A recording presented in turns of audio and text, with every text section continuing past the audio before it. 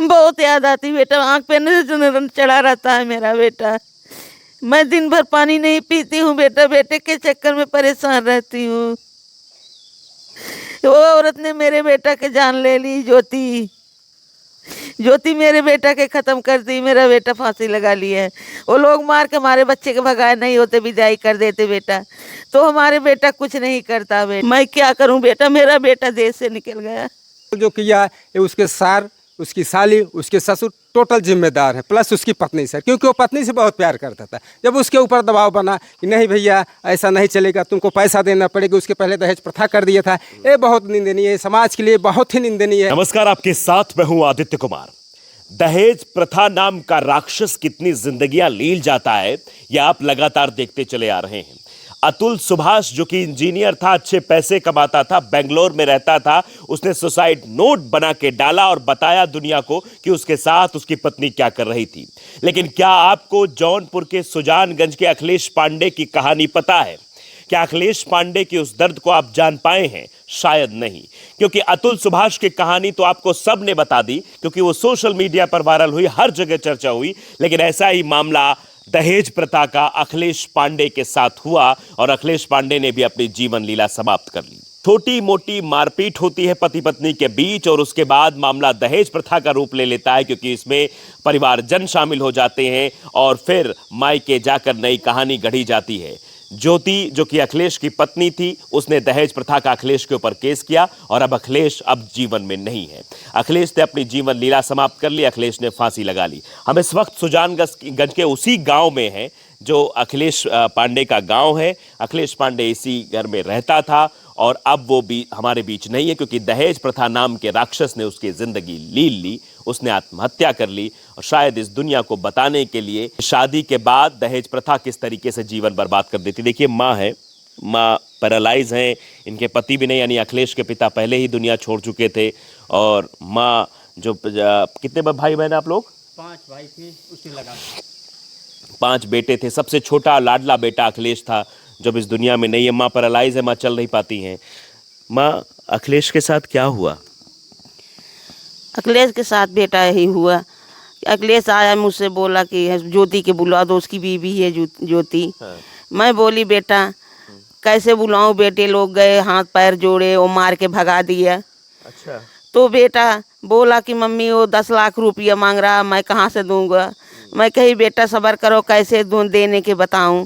यही कह के बेटा मेरे से बोला मैं ऊपर जा रहा हूँ मम्मी सोने। बस बेटा वो चला गया ऊपर, कोई गौर नहीं किया, रोज सोता है, वो उसी दिन सोने गया बेटा वो। बस वो जो है फांसी लगा ली है। कितना प्यार करती थी अपने बच्चे से आप? बहुत प्यार करती बेटा, मैं क्या करूं, मैं मजबूर हूं बेटा, मेरा आदमी खत्म हो गया, मैं क्या करूं। मैं असमर्थ हूं बेटा, मेरे हाथ पैर नहीं है बेटा, मैं कुछ कर नहीं सकी बेटा उसके लिए। मैं क्या करूं बेटा, मेरा बेटा देश से निकल गया।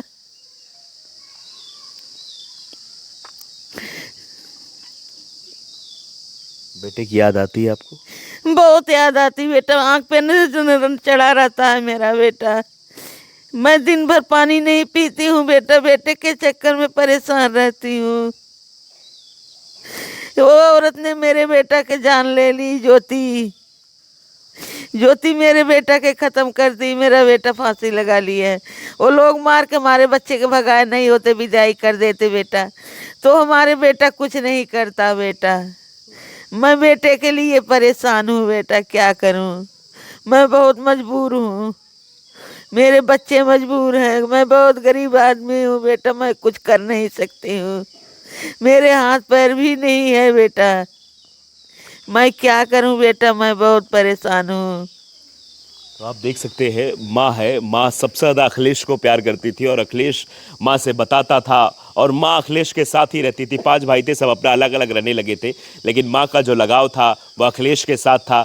अखिलेश की पत्नी ज्योति ने शायद जो किया है वो कोई बाप उसको नहीं करेगा, अलग अलग तरीके की प्रतिक्रिया भी आ रही हैं, लेकिन सवाल बहुत बड़े हैं कि आखिरकार दहेज प्रथा के नाम पर रुपया मांगना, पैसा मांगना, 10 लाख रुपए की मांग की गई थी कि 10 लाख रुपए दो तब सेटलमेंट होगा, नहीं होगा। अब ये गरीब ब्राह्मण परिवार कहां से इतने पैसे देता।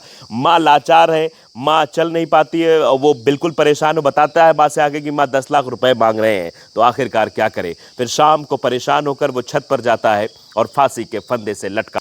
तो ये अखिलेश के भाई हैं, इनसे बातचीत करते हैं। क्या कुछ हुआ था अखिलेश के साथ? साहब थोड़ी सी उन मियाँ बीवी में खुटबुट हुआ, जिसके चक्कर में वो अपने पीहर चली गईं। पीहर जाने के बाद उन्होंने जाके हमारे और भाई के ऊपर दहेज प्रथा की केस डाल दी। दहेज प्रथा डालने के बाद जिसमें पिताजी के सामने हम सारे भाई अलग हो गए थे, किसी से कोई मतलब नहीं था, सब कमाना और सबका खाना था। सबका पिताजी ने मकान कमरा सबको अलग अलग देकर वो अब इस दुनिया में नहीं रहे। उसके बावजूद भी हम लोगों ने इनके घर गए।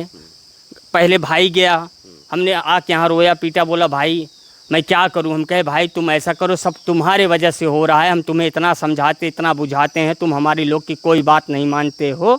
अब तुमने जो कुछ किया है इसके जिम्मेदार तुम स्वयं खुद हो। तो तुम गए थे समझाने, वहां घर पे गए थे? नहीं, भाई हमारा स्वयं वहाँ पे गया। आप लोग नहीं गए थे? नहीं, पहले भाई गया, वो वहाँ पे समझाया, उन लोगों से हाथ गोड़ जोड़ा, उन्होंने उसको भगा दिया। फिर वो आके हम लोगों से हाथ पैर रिक्वेस्ट किया। हमारे गांव से भी एक आध दो बंदे थे, हम परिवार भर थे, 4-5 लोगों ने उनके घर जाके बड़े हाथ गोड़ जोड़ के उनसे रिक्वेस्ट किया कि लड़की आप विदाई कर दो, जो कुछ है आप अपने लड़की को भी थोड़ा डांटिए, हम अपने लड़के को डांटेंगे। उनके भाई से, कमलेश से, और जो उनका भाई है सिंटू मिश्रा, अखिलेश मिश्रा, सबसे हमने हाथ गोड़ जोड़ के सबसे रिक्वेस्ट किया कि आप लोग इनकी विदाई कर दीजिए। कोई बात नहीं, दहेज प्रथा केस कर रखे हो, हम इतने गरीब आदमी हम कहाँ से लाएंगे, हम खुद कमाएंगे खुद खाएंगे, हमारे छोटे छोटे बच्चे हैं। कितना पैसा मांग रहे थे वो लोग? पैसा तो उनका अंदाज़ा कोई मोटा ही था साहब, जिसका अंदाज़ा नहीं लगा सकता कि उसकी हमारी हैसियत भी नहीं है। कितना? कुछ होगा 10 आसपास की, उनकी जो अपनी उनकी पर्सनल सोच थी। हमने आके फिर भाई भी हमारा, फिर भी भाई हमारे साथ ही गया था। हम सोच रहे थे भाई को वहाँ ना ले चलें, कहीं उन लोग उसको देख के भड़क ना जाएं। भाई वहीं उनके बगल में एक नीम का पेड़ था, बुलोरो में बैठा रह गया, वो दरवाजे पे नहीं गया। उन्होंने जब हमें धिक्कार दिया तो हम लोगों ने वहाँ से चले आए और भाई को रास्ते में बहुत समझाए कि जो कुछ तुमने किया, जो कुछ किया है सब गलती तुम्हारी है, इसकी गलती की वजह से कोई बात नहीं। उनके ससुराल वाले ने जो किया, आप जाओ कमाओ खाओ, जो कुछ होगा हम लोग देखेंगे। पर सर वो अपनी मिसिज के चक्कर में एक दूसरे, अपनी बीवी से वो इतना प्यार करता था, वो सब को भूल चुका था। ना माँ है, ना भाई है, ना चाचा है, ना चाची है। उसके जैसी मोहब्बत, उसके जैसा प्यार इस दुनिया में कोई अपनी बीवी से नहीं करता, जिस कदर वो करता था। और जहाँ तक हमारा अंदाज़ा है साहब, उस दिन वो अपनी मिसिज से उस दिन भी बात किया है जब इनके परिवार वालों ने दहेज प्रथा की केस डाला, तो उस दिन इस बात को नहीं सोचा कि उस लड़की से उस फ़ोन को भी रखा जाए। जब आप हमसे रिश्ता तोड़ना चाहते हो तो आप अपनी लड़की से फ़ोन को क्यों नहीं रखा। वो कहीं न कहीं से कॉल करता था, हमारा लोग का ये अंदाज़ा है। अब हम ये भी नहीं कहते कि वो बात करता था कि नहीं करता था, पर हमारा एक अंदाज़ा है कि उसके बगैर वो एक पल भी नहीं जी सकता। अब साहब हम इससे ज़्यादा कुछ बोल नहीं सकते, अब हमारी हिम्मत नहीं है। कैसा था आपका भाई सबसे छोटा? हमारा भाई सबसे बढ़िया था, और सबसे बढ़िया क्या साहब, वो अपनी वाइफ से सबसे ज़्यादा प्यार करता था। अपनी वाइफ के लिए वो कुछ भी कर गुजरने के तैयार, इसीलिए आत्महत्या कर ली क्या? यही सत्य है साहब। आप भी भाई हैं? नहीं सर, प्रेजेंट टाइम पे मैं नहीं था। अच्छा, आप नहीं थे। नहीं। कौन, आप गए थे वहाँ समझौते में? समझौते में भी आप नहीं गए थे? कौन गए थे? आप गए थे? समझौते में मैं गया था वहाँ। अच्छा, क्या हुआ था वहाँ पर? वहाँ हमने गया, पहले भाई गया था, मेरे से पहले भाई गया था। तो भाई ने आके बताया कि भाई वहाँ हमें डांट फटकार के मार के ये लोग भगा दिए और हमसे 10 लाख रुपए का मांग कर रहे हैं, और हमारी कोई सुनवाई वहाँ नहीं है। तो मैं कहा देखो अब उसमें हम क्या कर सकते हैं, पिताजी जियत में सबको अलग कर दिए, सारी जिम्मेदारी अब हमारी भी तो जिम्मेदारी, हमारे भी छोटे छोटे बच्चे हैं, हम कहाँ तक तुम्हें संभालेंगे। जो था पिताजी थे, अब आप अपना स्वयं जिम्मेदार हो। तो उसने रोने लगा, बोला ठीक है पिताजी नहीं हैं, लेकिन आप लोग तो हो, एक बार हमारे ओर से आप जाके उनको समझाइए। तो हम थे और हमारे बड़े भाई थे और एक पड़ोसी था हमारा, वो था, हम लोग गए वहाँ पे।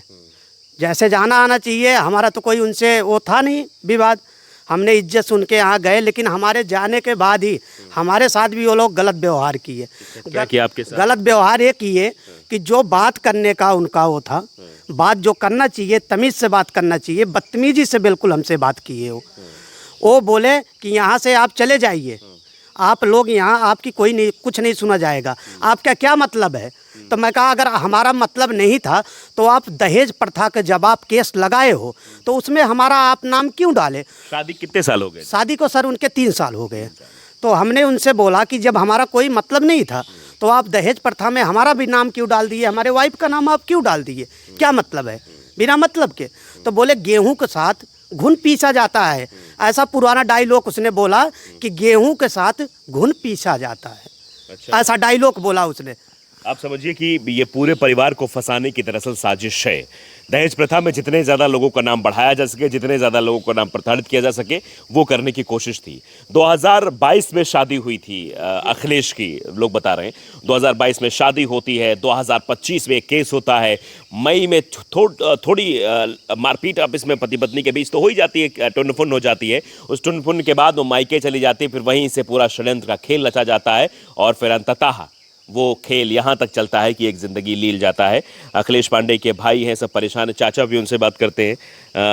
आप थे यहाँ पर जब ये सब कुछ हुआ था? हाँ सर, मैं था लेकिन थोड़ा दूर था, उसके बाद मालूम पड़ा, मैं यहाँ आया, बहुत देखने के बाद हमको तकलीफ़ हुआ। लेकिन ये सब टोटल जो किया ये उसके सार, उसकी साली, उसके ससुर टोटल जिम्मेदार है, प्लस उसकी पत्नी सर, क्योंकि वो पत्नी से बहुत प्यार करता था। जब उसके ऊपर दबाव बना कि नहीं भैया ऐसा नहीं चलेगा, तुमको पैसा देना पड़ेगा, उसके पहले दहेज प्रथा कर दिया था, ये बहुत निंदनीय है, समाज के लिए बहुत ही निंदनीय है, आने वाली पीढ़ी के लिए निंदनीय है जो उन्होंने उनके पिताजी या उनके भाई या पत्नी उसके साथ किया। 10 लाख रुपए वो सब जिम्मेदार हैं, अखिलेश की मौत के जिम्मेदार वो सभी लोग, पूरे परिवार हैं सर, पत्नी भी है, साला भी है, छोटा साला भी है, उसका पिताजी है, पूरा परिवार है सर उसकी जिम्मेदार। क्योंकि वो लड़का इतना पत्नी से प्यार करता था कि 2 फाट हो जाने से उसका वो सह नहीं पाया सर, मतलब पत्नी से अलगाव बर्दाश्त नहीं कर पाया सर, वो ऐसा कदम उठाया सर। और इसके बाद जब ऐसा उनके ऊपर दबाव पड़ा तब ये थोड़ा सर ऐसा पीना खाना चालू करती है। इसके पहले वो बहुत अच्छा था, पूरे घर की जिम्मेदारी समझता था, गांव देश में भी उसका मान सम्मान था सर। लेकिन ऐसा होने के बाद वो अपना इह लीला या जीवन लीला समाप्त करने के लिए मजबूर हो गया सर। आप लोग कितना कष्ट है? बहुत ज़्यादा कष्ट है सर। अभी छोटा सा बच्चा हम लोग गोद में उसको खिलाया, हर प्रकार से प्यार दिया सर, लेकिन आज उनके ससुराल और ऐसा इह लीला उसकी ज़िंदगी के लिए काल होके, अब यमराज होके जन्मे सर, कि पूरा उसकी ज़िंदगी समाप्त कर दी सर। उसके साथ साथ उसकी माँ, छोटे छोटे बड़े भाई या छोटे छोटे बच्चे भाभियाँ या पूरा गांव देश उसके लिए एकदम परेशान है सर। लेकिन उनके ससुराल वाले, उनके साला या उनके ससुर या उनकी पत्नी ऐसा काम जो किया बहुत ही समाज के लिए निंदनीय है। आप समझ सकते हैं कितनी बड़ी ये घटना है। अतुल सुभाष के बारे में तो सबको जानकारी हो, क्योंकि अतुल सुभाष ने वीडियो बनाया, अतुल सुभाष ने पूरा नोट लिखा, सुसाइड नोट लिखा, लेकिन अखिलेश पांडे ने कुछ नहीं लिखा। अखिलेश पांडे ने सिर्फ ये बताने की कोशिश की कि पत्नी से अलगाव बर्दाश्त नहीं कर पा रहा है, वो अपने ससुराल जनों की प्रताड़ना को बर्दाश्त नहीं कर पा रहा है, जो 10 लाख रुपए उससे मांग रहे हैं दहेज प्रथा के नाम पर। ये दहेज प्रथा का राक्षस, ये दहेज प्रथा का दानव न जाने कितनी जिंदगियां और ले लेगा। क्या सरकार को इस पर ध्यान नहीं देना चाहिए? क्या न्यायालय को इस पर ध्यान नहीं देना चाहिए कि कुछ ना कुछ इसमें बदलाव किए जाए, ताकि ये जो एक तरीके का हथियार के तौर पर इस्तेमाल किया जाए। न जाने कितने पुरुष शादी के बाद इस बेवजह के दहेज प्रथा के मामले से पीड़ित हैं और अपने आप को परेशान महसूस कर रहे हैं। किसी की जिंदगी बर्बाद हो गई है तो कोई अपनी जीवन लीला ही समाप्त कर रहा है। आखिर ये दहेज का दानव ऐसे कब तक जिंदगियों को लीलता रहेगा?